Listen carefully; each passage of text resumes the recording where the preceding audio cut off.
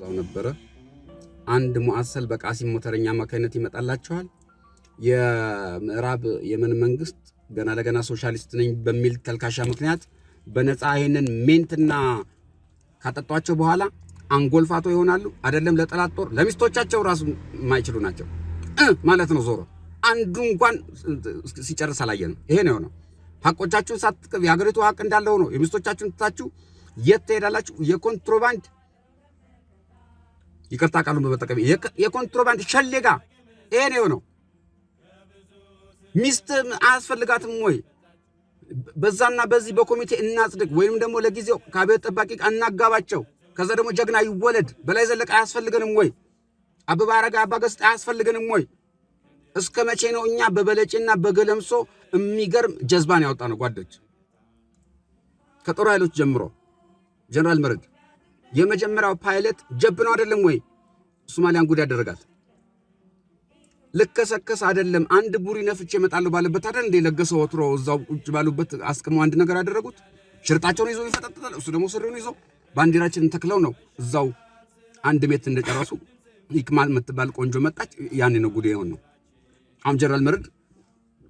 ለገሰው ወትሮ ከሂክማ ሁለት ልጅ እንዳለው ታውቃለህ መንታን የወለደችው ምን ትባላለች እሷ የዚያድ ባሬ ጦርነት ነው ወይ ልጆቹ ስም የካራማራ ሰማታት ነው ወይ ልጆቹ ስም አይረዝምም ወይ ይሄ አማርኛ ነው ወይ ሶማሊኛ ነው ወይ ሰላ ድንጋይ ምንድነው ውሃ ነው ወይ ድንጋይ ነው ወይ መቃመ ቤት ነው ወይ ደንብ ነው ወይ አልገባንም ሰውም ሊሚት አለው ጓዶች ትላንት ቃጢራ የጀመረን በመውሊድ አማካኝነት በኢዲ ነበርን አይበቃም ብለው አልከሰወሰዱን አይበቃም ብለው አብሬት ወሰዱን ሰውም ሊሚት አለው ጓዶች ከዚህ በላይ ሊመቃም አልቻለም ከፍተኛ አርሚን የገነባነ ጓዶች ከፍተኛ አሽቅ ከየመን ሞባይሉን እናንተን ኔትወርኩን ከዘረጋ በኋላ እስከ ወለኔ መሐላም ባድረስ የሚመረቅ መርቃይ ነው የተገኘው በቴሌፓቲ የሚያወራ ይሄን የመሰለ ጀግና ኤርገኖ ተቀያይሮ ሲያበቃ ይሄ ኤርገኖ ያንተ ነው ግራዊኔ ነው ተርዚናውን አስቀምጦ ይገባል የኔ ተርዚና ትልቅ ነው የሚወሰድበት አገር ነው የሆነው ይሄ ነው እንደ ጀግንነት ሰውም ሊሚት አለው ጓዶች ምን እናርግ ይሄ ገበሬ ባድዋ በሽሬ በአክሱም ወዘተረፈ አብዮት ጠባቂ ሳይቅም እንዳላስቀመው ሁሉ አረቄና ጅኑ ይዞ ነው ቁጭ ያለው ይሄ ነው ከዛሬ ነገ ደስ የገቡ ኮምቦቻ ገቡ ይባላል እንደ ሙሽራ እነሱን ቁጭ ብሎ መጠበቅ ቁጭ ትላላችሁ ሽርጣችሁን አርጋችሁ እርገናችሁን ታረጋላችሁ ከዛሬ ነገ ደስ የገቡ እንደ ሙሽራ መጠበቅ ይሄ ነው ገና ለገና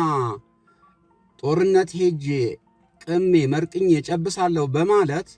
25 ግራም ባህር ዳር ቀሞ ከምቦጭ ጋር ቀላቅሎ የሚሞት ልጅ ነው የሚላክልን ያለው የሽሻቃ መጣን ሙአሰላ መጣን ምንጣፋ መጣን ልብ እናምጣ እንዴ እስቲ ወንድ የሆነ ኢትዮጵያዊ ቃሚ ነው በባዶ ሆዶ ቆሞ የሚሞት ታጋይ ወልደ ስላሴ ምንድነው የሆነው